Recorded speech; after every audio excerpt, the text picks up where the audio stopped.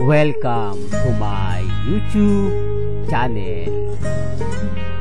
Kung bago ka lang sa channel na to at true-blooded Aldab Nation ka, tama po ang channel na pinuntahan mo.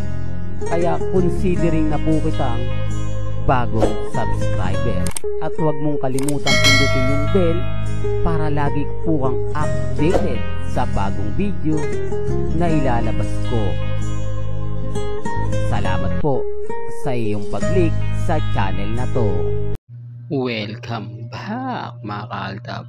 Ito na naman po ang inyong lingkod, si Mr. Destiny. At syempre magbibigay na naman tayo ng update po ngayon sa social media. Ito yung pinaka-latest post ni Mengay sa kanyang Facebook na talagang mapapaisip ka kasi po pwede niya naman pong itong i-post sa Instagram, sa Twitter, pero bakit nga po ba sa Facebook niya to pinost? Mga bagay-bagay na bihira lang po gawin ni Mengay. Pero ngayon ginagawa na po niya. Kamakailan lang din po mga ka-Aldab nag-post si Alden Richards sa Facebook.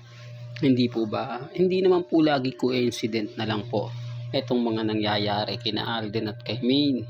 Yan naman po kasi sinasabi nila. Yan naman po yung lagi nila pinambabasag sa atin na wag nyo naman kasing ikukumpara lagi. Assuming naman kasi itong Aldab kapag ka mag-post si Mengay, nag-post si Alden sa same na account o sa Facebook o sa Twitter, sa Instagram, ginagawa na agad ng malisyoso. Kumbaga parang ganito ganyan. Ulitin ko lang po, remind ko lang po. Ilang years na po si Mengay, 10 years na po si Mengay, pero kita nyo naman po, ramdam nyo naman po na wala naman po talaga nagbabago. Wala pong pagkakaiba sa mga pinopost, sa mga ina-update nila. Kasalanan po ba ng Aldab Nation yan kung sila Mengay naman po ang may gawa? Sina Alden, alam naman po kasi ni Maine at ni Alden na maraming magkukonsider pag nag-post silang dalawa, lalo na po ang fandom ng Aldab Nation, di po ba? Kaya ang sabi ko sa inyo, sa dami ng bitter kay Mr. Destiny, sa dami ng komento sa akin na hindi talaga maganda at hindi talaga kaaya-aya, hindi naman po ako namimilit, di po ba? Alam ko naman po at ramdam ko naman po kung gaano sila kainis sa akin, kung gaano sila ka-affected sa akin. Ang sa akin lang naman po kapag may nakikita tayong hindi maganda, hindi kaaya-aya, na-update ko naman po sa inyo agad-agad. Di po ba? Hindi naman po tayong tipo na ganito ganyan. Kumbaga sa akin po, basta 101% na pinost ko, ina-update ko, talagang ramdam nyo. Di po ba? Ramdam nyo yung presensya ng Aldab. Ramdam nyo kung papaano tayo magbigay ng mga kaganapan. Ramdam nyo kung papaano natin i-post sa social media yung mga ginagawa nila Mengay at yung ginagawa ni Alden Richards. Kaya nga po maraming affected sa akin, maraming naiinis, maraming nagagalit, pero normal lang po sa akin yan. Normal lang po yung mga pahayag at sinasabi nila. Hindi naman po ako namimilit. Sabi ko nga po sa inyo dito po sa channel ni Mr. Destiny, marami naman po kayong malalaman. Marami naman po kayong maiintindihan, bagamat maraming kwento na sari-sari po yung sinasabi, sari-sari po yung lumalabas. Wala naman pong problema yon. Basta ako, masaya po ako kung ano po yung nakikita ninyo, napapanood po ninyo sa channel ni Mr. Destiny. Kasi kaya ito yung pinost ni Mengay na kung titignan nyo, wala na nga po, papasok na nga po yung 30 years old na siya, nawala na po yung 20s, coming to 30s, coming to 40s, 50s. Pero ang tanong, anong meron dito? Anong ibig sabihin ng mga post ni Mengay? Mga bagay-bagay na mapapaisip po kayo. Di po ba? Kaya nga sabi ko sa inyo, bago po kayo humusga o bago nyo sabihin na fake news po yung channel ni Mr. Destiny, tignan nyo po muna yung mga update ni Maine. Tignan nyo po muna yung mga post ni Mengay sa social media na parang may mali. Di po ba? Kaya sabi ko sa inyo, si Alden mananatiling single yan. Maraming mga artista ang dumidikit ngayon kay Alden Richards, lalo na po sa Sparkle Artist Center. Real talk yan. Nakita nyo nga po si Julia Barreto gaano kapito ko kay Alden. Lalo na po yung mga fans niya na ginawan agad po ng pelikula yung dalawa o teleserye. Malamang 2 buwan tapos na yung teleserye nila eh. Sa mga fans, bakit nga po ba gamit na gamit si Alden? Bakit nga po ba pag si Alden Richards madali agad ililink? Sabi ko nga po sa inyo, kung si Barbie Fortesa wala pong karelasyon na si David Locangco, malamang sa alamang, di po ba, nagkaroon na ng issue. Kaya nga sabi ko sa inyo, namimili na ng makakasama si Alden. Hindi na po siya yung tipo na andun sila sa kanya, andun sila ganto ganyan. Pupunta siya kasi alam niya na malilink na naman po siya. Alam niya na kumbaga gagamitin na naman po siya.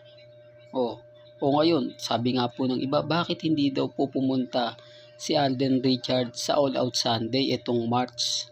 Kumbaga unang buwan ng March, linggo pa, bakit hindi pumunta daw po si Alden Richards? Bakit hindi pa siya nag-declare ng ganto ganyan? Kung kailan ipalalabas ang... Alam nyo nga po, sabi ko nga po sa inyo, si Alden hindi na po siya yung sunod-sunuran ngayon sa GMA. Di po ba? Hindi na po pwede dati yung ginagawa ng GMA o punta ka sa All Out Sunday, kailangan ka doon. Di po ba? Hindi, real talk.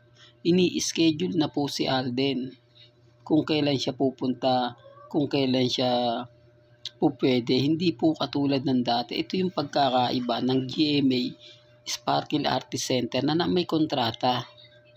Hindi po ba? Kapag sinabing pumunta ka ron, wala kang choice eh.